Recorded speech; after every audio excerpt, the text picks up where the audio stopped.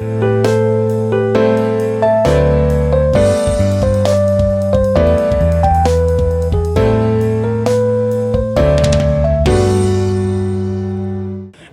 न मिलने की वजह से पिछले 15 साल में 45 लाख करोड़ का घाटा किसान खा चुके हैं। तो ये हमारे मुद्दों को हर किसान ने समझा। आज पूरे देश का किसान एक साथ। क्या बातचीत करनी है? मैं पूछता हूँ, बातचीत क्या करनी है? सरकार ने कानून बनाए, हमने कहा ये कानून अच्छे नहीं है। उन्होंने कहा किसानों का हम भले के लिए ले रहे हैं। हम कहते हैं मेरे भाई ये भला हमें नहीं चाहिए, हमें आपका भला नहीं चाहिए, वापिस लीजिए। बताइए क्या बातचीत करनी है? न्यूनतम समर्थन एमएसपी किसे कहते हैं? न्यूनतम समर्थन मूल्य, कम से कम मूल्य। क्या हम वो भी मांग नहीं रख सकते?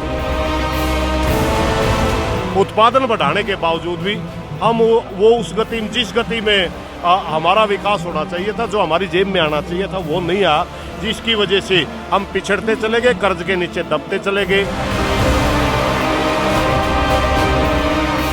हरियाणा के किसान ने आपको मुख्यमंत्री इसलिए बनाया था कि अगर हरियाणा के किसान को कभी जरूरत पड़े तो आप भारत के प्रधानमंत्री को हरियाणा के किसान का वकील बन के जाएं, न कि मोदी का चमचा बन के।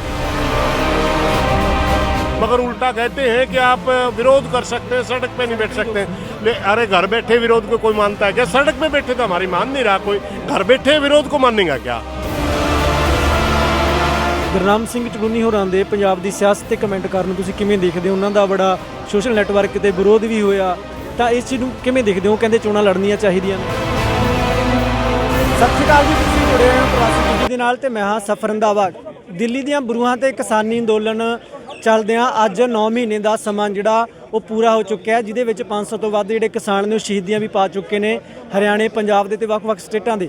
ਸਾਡੇ ਨਾਲ ਕਿਸਾਨ ਆਗੂ ਸੁਰੇਸ਼ ਕੋਥੂਰੀ ਨੇ, ਆਪਾਂ ਉਹਨਾਂ ਦੇ ਨਾਲ ਇਹ ਪੂਰੇ 9 ਮਹੀਨੇ ਦੇ ਸਫ਼ਰ ਦੀ ਗੱਲਬਾਤ ਕਰਾਂਗੇ ਕਿ ਜਦੋਂ ਪੰਜਾਬ ਦੇ ਵਿੱਚੋਂ ਕਿਸਾਨ ਚੱਲਦੇ ਨੇ ਤਾਂ ਹਰਿਆਣਾ ਕਿਵੇਂ ਬਾਂਹ ਫੜ ਕੇ ਦਿੱਲੀ ਦੀਆਂ ਬਰੂਹਾਂ ਤੱਕ ਉਹਨਾਂ ਨੂੰ ਪਹੁੰਚਾਉਂਦਾ। ਕੋਚ ਸਾਹਿਬ, 9 ਮਹੀਨੇ ਅੱਜ ਪੂਰੇ ਹੋ ਗਏ ਕਿਸਾਨ ਅੰਦੋਲਨ ਨੂੰ। ਇਸ ਪੂਰੇ 9 ਮਹੀਨੇ ਦੇ ਸਫ਼ਰ ਨੂੰ ਕਿਵੇਂ ਦੇਖਦੇ ਹੋ? ਅੰਦੋਲਨ ਨੇ ਕੀ ਖੋਇਆ, ਕੀ ਪਾਇਆ? देखिए, आंदोलन दो सोच के तहत लड़ा जाता है। एक सोच होती है आंदोलन की आवाज़ उठाना, वो होता है जैसे धरना करना, प्रदर्शन करना है, भूख हड़ताल करना है, यात्राएं करनी है वो।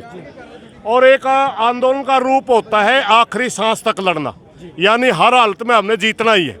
यह आंदोलन आवाज़ उठाने का आंदोलन नहीं है, यह आंदोलन आखिरी सांस तक लड़ने का आंदोलन है। इसमें समय मायने नहीं रखता, क्यों हमने ये आंदोलन इसलिए आवाज़ उठाने के लिए चलाया ही नहीं। हमने जब आंदोलन शुरू किया तो उसी सोच के तहत किया था कि हम हर हालत में आंदोलन जीतेंगे, हर हालत में हमने ये तीनों कानून वापस करवाने हैं और एमएसपी के ऊपर खरीद की गारंटी का कानून लेना है। जहाँ तक आंदोलन की गति का या प्राप्तियों का या खोने का सवाल है, हमने आज तक खोने के लिए तो किसान के पास कुछ है ही नहीं, खोने के लिए किसान के पास कुछ है ही नहीं। जो मिले हमारी प्राप्तियां मिली, हम एकता मिली है, पूरे देश के अंदर हमारे मुद्दे को समझा है, पूरे हर देश के किसान को हम अपनी बात समझाने में कामयाब हुए हैं कि ये जो कानून अगर लागू हुए तो पूरे देश का किसान समाप्त हो जाएगा। एमएसपी न मिलने की वजह से पिछले 15 साल में 45 लाख करोड़ का घाटा किसान खा चुके हैं। तो ये हमारे मुद्दों को हर किसान ने समझा। आज पूरे देश का किसान एक साथ है। ਇਸ ਚੀਜ਼ ਨੂੰ ਕਿਵੇਂ ਦੇਖਦੇ ਹੋ? ਸਰਕਾਰ ਗੱਲਬਾਤ ਦੀ ਕੋਈ ਤਜਵੀਜ਼ ਨਹੀਂ ਪੇਸ਼ ਕਰ ਰਹੀ, ਹਾਲਾਂਕਿ ਕਿਸਾਨਾਂ ਤੇ ਇਹ ਦਿਨ ਪਰਚੇ ਹੋ ਜਾਂਦੇ ਨੇ। ਹਰਿਆਣੇ 'ਚ ਖਾਸ ਕਰਕੇ ਕਿਸਾਨਾਂ ਨੂੰ ਵੱਡੇ ਲੈਵਲ ਤੇ ਮਤਲਬ ਕਿ ਜਿਹੜਾ ਪ੍ਰਸ਼ਾਸਨ ਆ ਉਹ ਗ੍ਰਿਫਤਾਰ ਕਰ ਲੈਂਦਾ, ਥਾਣੇ 'ਚ ਲੈ ਜਾਂਦਾ। ਤੁਸੀਂ ਉੱਥੇ ਸਾਰਾ ਦਿਨ ਦਾ ਰਾਤ ਦਾ ਧਰਨਾ ਲਾਉਣੇ ਹੋ, ਫਿਰ ਛਡਾਉਣੇ ਹੋ, ਇਸ ਚੀਜ਼ ਨੂੰ ਕਿਵੇਂ ਦੇਖਦੇ? हरियाणा के अंदर 137 FIR दर्ज हो चुके हैं, लगभग 40,000 किसानों के उनमें नाम है। हमें फर्क नहीं पड़ता क्योंकि आंदोलन के केस है, हम कोई क्रिमिनल थोड़ी है। आंदोलन के केस हैं और कितने ही केस हरियाणा सरकार लगा ले, हमारे ऊपर फर्क भी नहीं पड़ने वाला। और लगा लो, गिरफ्तारी देनी होगी तो सारे के सारे इकट्ठे गिरफ्तारी दे देंगे। मगर बात ये नहीं है, बात अलग है। बात क्या है कि हमने पहले ही कह दिया कि हमें आपका ये कानून मंजूर नहीं है और हम मरते दम तक लड़ेंगे। ये जो आप कानून लेकर के आ रहे हैं, ये किसानों का डेथ वारंट है। आप कितना भी छोटा किसान बड़े किसान के में बांटने की कोशिश करते हैं, कभी जातियों में बांटने की कोशिश करते हैं, कभी स्टेट में बांटने की कोशिश करते हैं। ये चीज़ें बिल्कुल भी मतलब सहन नहीं की जाएंगी। सरकार हमारी बात मानने रही। बातचीत की क्या बातचीत करनी है? मैं पूछता हूँ बातचीत क्या करनी है? सरकार ने कानून बनाए, हमने कहा ये कानून अच्छे नहीं है, उन्होंने कहा किसानों का हम भले के लिए ले रहे हैं, हम कहते हैं मेरे भाई ये भला हमें नहीं चाहिए, हमें आपका भला नहीं चाहिए, वापस लीजिए। बताइए क्या बातचीत करनी है? एमएसपी का हमारा अधिकार है, जो एमएसपी का हमारा अधिकार है, किसान का अधिकार है। क्या इस देश के अंदर किसान मात्र पैदा होगा कर्ज में, पैदा होगा कर्ज में जवान होगा, कर्ज में मर जाएगा? ये तो उसकी गति नहीं होनी चाहिए। इस देश के किसान भी इस देश का नागरिक है, प्रजातांत्रिक उसको भी अधिकार है, वो भी अपनी मांग रख सकता है। न्यूनतम समर्थन एमएसपी किसे कहते हैं? न्यूनतम समर्थन मूल्य, कम से कम मूल्य। क्या हम वो भी मांग नहीं रख सकते? मगर ये देश का प्रधानमंत्री को घमंड है, हम ये आंदोलन हार नहीं सकते क्योंकि हमारी फसल और नस्ल समाप्त हो जाएगी। इस प्रधानमंत्री ने 6,800 करोड़ रुपये मात्र, मोदी है तो मुमकिन है एक, उसके लिए खर्च कर दिया टैक्स पेयर का पैसा अपने आप को बिल्ड करने के लिए, अपना ब्रांड बनाने के लिए। अब वो समाप्त हो गया, जनता के अंदर उसका पता चल गया, तो ये उस घमंड में हारना नहीं चाहता, हम हार नहीं सकते। तो साहब लड़ाई फसल ਦੀ ਸੀ, ਤੁਸੀਂ ਕਹਿੰਦੇ ਵੀ ਹੁਣ ਲੜਾਈ ਨਸਲ ਦੀ ਵੀ ਹੈ। ਕਦੋਂ ਪਤਾ ਲੱਗਿਆ ਕਿ ਲੜਾਈ ਹੈ ਜਿਹੜੀ ਉਹ ਹੁਣ ਨਸਲਾਂ ਤੱਕ ਵੀ पहुंच गई? जब ये कानून लेकर के आए उसी दिन हमने तो बोल दिया था हमारी नस्लें समाप्त करने के लिए तैयारी है, क्योंकि इसका रिजल्ट जब जहाँ जहाँ ये कानून लागू है, चाहे यूरोप की बात है, चाहे अमेरिका की बात है, अमेरिका की का उदाहरण ले लीजिए, क्योंकि पूंजीवाद का जन्म उन्होंने किया। आज भी जितनी सबसे पहले ये कानून लागू है तो IMF ने स्वागत किया था, आपकी WTO ने स्वागत किया था, वही एजेंसियाँ, वर्ल्ड बैंक स्वागत कर रही थी। वो एजेंसियों का जन्मदाता अमेरिका। अमेरिका का उदाहरण लीजिए, जब ये कानून लागू होने से पहले 12% लोग वहाँ खेती करते थे, कानून लागू होते ही मात्र 1.5% किसान रह गया, छोटा किसान सारा समाप्त हो गया, सारा मजदूर बन के रह गया। वही हालत हमारे देश की होनी है। वहाँ तो जनसंख्या घनता नहीं था, यहाँ तो ये तो बहुत बड़ा सघन जनसंख्या का देश है, यहाँ तो बहुत बड़ी भूखमरी फैल जाएगी, इसलिए हम इस कानून को स्वीकार ਕੋਚ ਸਾਹਿਬ ਜੇਕਰ ਇਹ ਕਾਨੂੰਨ ਵਾਪਸ ਹੁੰਦੇ ਨੇ ਤਾਂ ਕਿਸਾਨਾਂ ਦੀ ਜ਼ਮੀਨ ਹੀ ਕਿਸਾਨਾਂ ਕੋਲ ਰਹਿੰਦੀ ਆ, ਪਰ ਕਿਸਾਨੀ ਦੇ ਹੋਰ ਬਹੁਤ ਮੁੱਦੇ ਨੇ। ਹਰਿਆਣੇ ਦੀ ਕਿਸਾਨੀ ਕਿੱਥੇ ਕੁ ਖੜੀ ਆ? देखिए, हरियाणा का किसान और देश के किसान से थोड़ा सा पहले से आगे है। पंजाब वाले भाई भी शायद थोड़ा सा इसमें चिड़ भी मान, खुदकुशियां बहुत होंगी। एक मिनट, थोड़ा चिड़ भी मान जाए। आज 360 रुपये गन्ना का भाव इन्होंने करवा, इन्होंने तो लिखित में कागज में लिया, हमने तो 358 लिया है और कई साल से इनसे ज़्यादा ले रहे हैं। पंजाब के अंदर मात्र 2 फसलें MSP पे बिकती हैं, एक धान और एक गेहूँ। हम 8 फसलें बेचते हैं हरियाणा में। हम शुगर मिल का हमारा कोई पेंडिंग पैसा नहीं है। अगर शुगर मिल 21 दिन से ज़्यादा हमारी कोई पेमेंट रखता है तो हम धरना लगाते हैं, समेत ब्याज लेते हैं। वो संघर्ष की वजह से। मगर उसके बावजूद भी हरियाणा के अंदर भी खुदकुशियाँ होती हैं। इसका ये मामला अलग है। ये मामला इसलिए है कि बाजार का जो इंडेक्स है उसके साथ बाजार का जो महंगाई बढ़ती है वो किसान कहीं बहुत ज़्यादा पिछड़ जाता है। मैं आपको एक छोटा सा उदाहरण बता दूं, सन 67 के अंदर MSP लागू होनी शुरू हुई, CSCP का गठन हुआ, 70 रुपये गेहूँ का भाव था। आज गेहूँ का भाव कितना है? 1975। कितने गुना हुआ? 23 या 24 गुना। किसान का 1 रुपये का कितना हुआ? 23 रुपये। उस समय एक छोटे कर्मचारी की तनख्वाह जो आज 40 और 50 हज़ार रुपये 100 रुपये होती थी, इनका 1 रुपये का कितना हुआ? 400 गुना बढ़ा, 450 गुना, 40 या 45 हज़ार।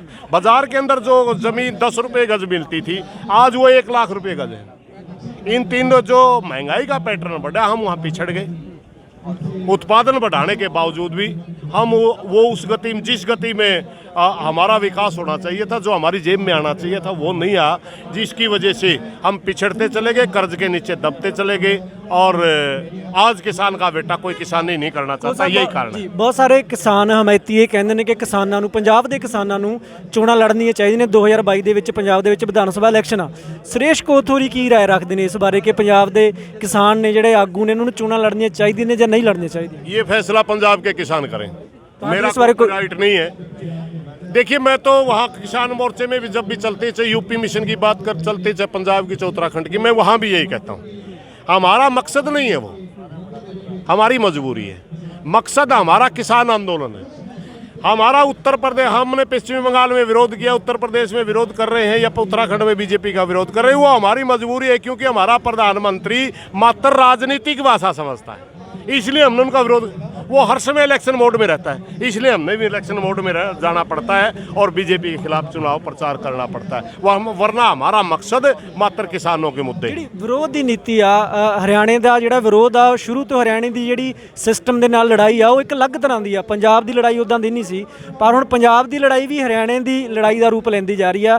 ਪਰ ਵਿਰੋਧ ਦੀ ਨੀਤੀ ਕਿਹੋ ਜਿਹੀ ਹੋਣੀ ਚਾਹੀਦੀ ਆ? ਤੁਸੀਂ ਸਿਆਣੇ ਆਗੂ, ਇਸ ਬਾਰੇ ਥੋੜਾ ਜ਼ਰੂਰ ਚਾਨਣਾ ਪਾਓ। हमने विरोध कहा था कि बीजेपी जेजेपी के जो साथी आए उनके खिलाफ नारे लगाएं, काले झंडे दिखाएं और उनको याद दिलाएं कि हरियाणा के किसान ने मुख्यमंत्री जी का विरोध हम इसलिए करते हैं कि हरियाणा के किसान ने आपको मुख्यमंत्री इसलिए बनाया था कि अगर हरियाणा के किसान को कभी ज़रूरत पड़े तो आप भारत के प्रधानमंत्री को हरियाणा के किसान का वकील बन के जाएं, न कि मोदी का चमचा बन के।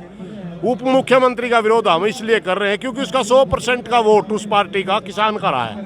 हम उनका विरोध इसलिए करते हैं कि कभी किसान को अगर आपकी ज़रूरत पड़े तो आप किसान के बीच में बैठे, बीजेपी की गोदी में बैठ करके किसानों के खिलाफ बयानबाजी ना करें, इसलिए उनका विरोध हो रहा है। हमारी नीति बिल्कुल स्पष्ट है।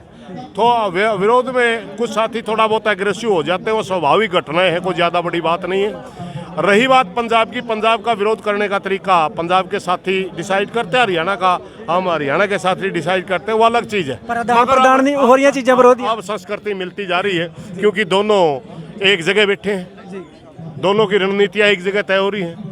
एक जगह हम खाते हैं, पीते हैं, सोते हैं, हंसते हैं, बोलते हैं, बैठते हैं, तो सारा चीज़ा सारा कुछ मिलता जा रहा है। ਸਭ ਕੋਰਟ ਦੇ ਫੈਸਲੇ ਨੂੰ ਕਿਵੇਂ ਦੇਖਦੇ ਹੋ? ਕੋਰਟ ਦਾ ਬਿਆਨ ਆਇਆ ਕਿ ਐਦਾਂ ਸੜਕ ਜਿਹੜੀ ਆ ਉਹ ਮੱਲੀ ਨਹੀਂ ਜਾ ਸਕਦੀ, ਸੜਕ ਜਿਹੜੀ ਬੰਦ ਨਹੀਂ ਕੀਤੀ ਜਾ ਸਕਦੀ, ਸਰਕਾਰ 2 ਹਫ਼ਤਿਆਂ ਦੇ ਵਿੱਚ ਇਹਦਾ ਇਸ ਚੀਜ਼ ਦਾ ਕੋਈ ਹੱਲ ਕਰੇ। ਕੋਰਟ ਦੇ ਇਸ ਫੈਸਲੇ ਨੂੰ ਕਿਵੇਂ ਦੇਖਦੇ ਹੋ ਤੇ ਕਿਸਾਨ ਅੰਦੋਲਨ ਤੇ ਕੋਈ ਇਸ ਦਾ ਅਸਰ ਹੈ ਪੈਂਦਾ ਦੇਖਦੇ ਹੋ?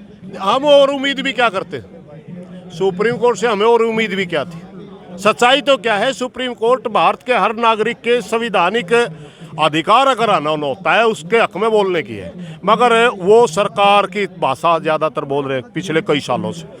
सुप्रीम कोर्ट ने कहना तो ये चाहिए था, भारत सरकार को आदेश देना चाहिए था कि 9 महीने से किसान सड़क पे बैठा है, आप इनसे बात करके इनका मुद्दा हल करिए, मगर उल्टा कहते हैं कि आप विरोध कर सकते हैं, सड़क पे नहीं बैठ सकते। अरे घर बैठे विरोध को कोई मानता है क्या? सड़क पे बैठे तो हमारी मान नहीं रहा कोई, घर बैठे विरोध को मानेगा क्या? अब हम क्या उम्मीद कर सकते हैं, चाहे इलेक्शन कमीशन है, चाहे आपका आईडी है, सीबीआई है, आपका ये न्यायपालिका है, हर एक तो अपना वजूद खोता जा रहा है, सारे सरकार की भाषा बोल रहे हैं। हमें उम्मीद नहीं इस किस्म की कि हमारे हक में कोई बोलेगा। हमने तो एक ही उम्मीद पे बैठे हैं कि आखिरी दम तक लड़ेंगे, आखिरी सांस तक लड़ेंगे। रही बात अगर सरकार ने गोली चलानी है, चाहे सुप्रीम कोर्ट के आदेश से चलाए, सरकार के आदेश से चलाए, हम तो मरने के लिए बैठे हैं, मार दे हमें, या हमारी लड़ाई आर पार दी। बस हमारे पीछे मजबूरी है, मैंने पहले कहा हमारे पीछे हजारों फुट खाई है, अगर हम हार जाते हैं तो फसल और नस्ल समाप्त है हमारी। मोदी का घमंड आड़े आ रहा है, वो अपना घमंड त्यागे, हम इस देश के नागरिक हैं, कोई अलग तरीके की मांग नहीं कर रहे। तो उन्होंने समझनी चाहिए, सुप्रीम कोर्ट ने आदेश देना चाहिए था कि सरकार इतनी तानाशाही पे ना उतरे, ये इस देश के नागरिक हैं, इनकी बात सुने, कहना ये चाहिए। ਜਾਂਦੇ ਜਾਂਦੇ ਆਖਰੀ ਸਵਾਲ ਕਿ ਗੁਰਨਾਮ ਸਿੰਘ ਚੜੂਨੀ ਹੋਰਾਂ ਦੇ ਪੰਜਾਬ ਦੀ ਸਿਆਸਤ ਤੇ ਕਮੈਂਟ ਕਰਨ ਨੂੰ ਤੁਸੀਂ ਕਿਵੇਂ ਦੇਖਦੇ ਹੋ? ਉਹਨਾਂ ਦਾ ਬੜਾ ਸੋਸ਼ਲ ਨੈਟਵਰਕ ਤੇ ਵਿਰੋਧ ਵੀ ਹੋਇਆ, ਤਾਂ ਇਸ ਚੀਜ਼ ਨੂੰ ਕਿਵੇਂ ਦੇਖਦੇ ਹੋ? ਕਹਿੰਦੇ ਚੋਣਾਂ ਲੜਨੀਆਂ ਚਾਹੀਦੀਆਂ ਨੇ। देखिए वो उनका निजी विचार हो सकता है, संयुक्त मोर्चा का विचार नहीं है। संयुक्त मोर्चा, जैसे मैं भी हरियाणा से हूँ, मेरा विचार ये है कि पंजाब के चुनाव के बारे में पंजाब के साथी सोचें। मैंने ना लड़ना ना लड़वाना, तो मैं क्यों बीच में हाथ डालूं? अब गुरनाम जी की क्या सोच है वो ही जाने। ਬਹੁਤ ਬਹੁਤ ਸ਼ੁਕਰੀਆ, ਧੰਨਵਾਦ। ਸਮਾਂ ਦਿੱਤਾ। ਇਹ ਸੀਗੇ ਸੁਰੇਸ਼ ਕੋਥੋਰੀ। ਤਾਂ ਉਹਨਾਂ ਨੇ ਸਾਫ਼ ਕੀਤਾ ਕਿ ਸਰਕਾਰ ਦੇ ਆਦੇਸ਼ ਤੇ ਭਾਵੇਂ ਸਾਡੇ ਤੇ ਗੋਲੀ ਚਲਾ ਦੇਵੇ, ਭਾਵੇਂ ਸੁਪਰੀਮ ਕੋਰਟ ਦੇ ਆਦੇਸ਼ ਤੇ ਸਾਡੇ ਤੇ ਗੋਲੀ ਚੱਲ ਜਾਏ, ਅਸੀਂ ਆਪਣੀਆਂ ਫਸਲਾਂ ਤੇ ਨਸਲਾਂ ਦੀ ਲੜਾਈ ਹੈ ਜਿਹੜੀ ਉਹ ਲੜ ਰਹੇ ਹਾਂ। ਸਾਡੇ ਕੋਲ ਹੋਰ ਕੋਈ ਇਸ ਤੋਂ ਜਿਹੜਾ ਵਿਕਲਪ ਆ, ਇਸ ਤੋਂ ਇਲਾਵਾ ਸਾਡੇ ਕੋਲ ਕੋਈ ਹੋਰ ਰਾਹ ਰਸਤਾ ਨਹੀਂ ਬਚਦਾ। ਸਾਡੀ ਇਹ ਲੜਾਈ ਹੈ ਜਿਹੜੀ ਉਹ ਨਸਲਾਂ ਤੇ ਫਸਲਾਂ ਦੀ ਹੈ। ਸੋ ਪੰਜਾਬ ਦੀ ਸਿਆਸਤ ਬਾਰੇ ਵੀ ਉਹ ਕਮੈਂਟ ਕਰਕੇ ਗਏ ਨੇ ਕਿ ਪੰਜਾਬ ਦੇ ਲੀਡਰ ਹੀ ਇਸ ਚੀਜ਼ ਨੂੰ ਦੇਖਣ ਕਿ ਪੰਜਾਬ ਦੇ ਇਹਨਾਂ ਨੂੰ ਚੋਣਾਂ ਲੜਨੀਆਂ ਚਾਹੀਦੀਆਂ ਨੇ ਕਿ ਨਹੀਂ ਲੜਨੀਆਂ ਚਾਹੀਦੀਆਂ। ਹਾਲਾਂਕਿ ਗੁਰਨਾਮ ਸਿੰਘ ਚੜੂਨੀ ਹੋਰੀ ਸਰਗਰਮ ਨਜ਼ਰ ਆਈ ਸੀਗੇ ਪਿਛਲੇ ਦਿਨਾਂ ਦੇ ਵਿੱਚ, ਬਾਅਦ ਦੇ ਵਿੱਚ ਉਹਨਾਂ ਨੇ ਕਲੀਅਰ ਵੀ ਕੀਤਾ, ਆਪਣਾ ਸਪਸ਼ਟੀਕਰਨ ਵੀ ਦਿੱਤਾ ਕਿ ਮੇਰੇ ਵੱਲੋਂ ਚੋਣਾਂ ਨਹੀਂ ਲੜੀਆਂ ਜਾਣਗੀਆਂ, ਨਾ ਹੀ ਮੈਂ ਮੁੱਖ ਮੰਤਰੀ ਦਾ ਕੋਈ ਪੰਜਾਬ ਦੇ ਵਿੱਚ ਦਾਅਵੇਦਾਰ ਹਾਂ। ਸੋ ਦੇਖਣਾ ਆਵੇਗਾ ਸੰਯੁਕਤ ਕਿਸਾਨ ਮੋਰਚੇ ਦੇ ਵੱਲੋਂ ਚੋਣਾਂ ਦੇ ਨੇੜੇ ਕਿਹੋ ਜਿਹੀ ਕਰਵਟ ਲਈ ਜਾਂਦੀ ਹੈ, ਇਹ ਦੇਖਣਯੋਗ ਹੋਵੇਗਾ। ਸੋ ਬਾਕੀ ਖਬਰਾਂ ਦੇ ਲਈ ਜੁੜੇ ਰਹੋ ਪ੍ਰਵਾਸੀ ਟੀਵੀ ਦੇ ਨਾਲ। ਕੈਮਰਾਮੈਨ ਸੋਨੂੰ ਜਾਂਸਲਾ ਦੇ ਨਾਲ ਮੈਂ ਸਫਰ ਰੰਧਾਵਾ, ਚੰਡੀਗੜ੍ਹ ਤੋਂ।